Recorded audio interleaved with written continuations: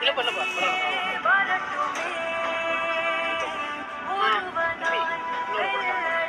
சரி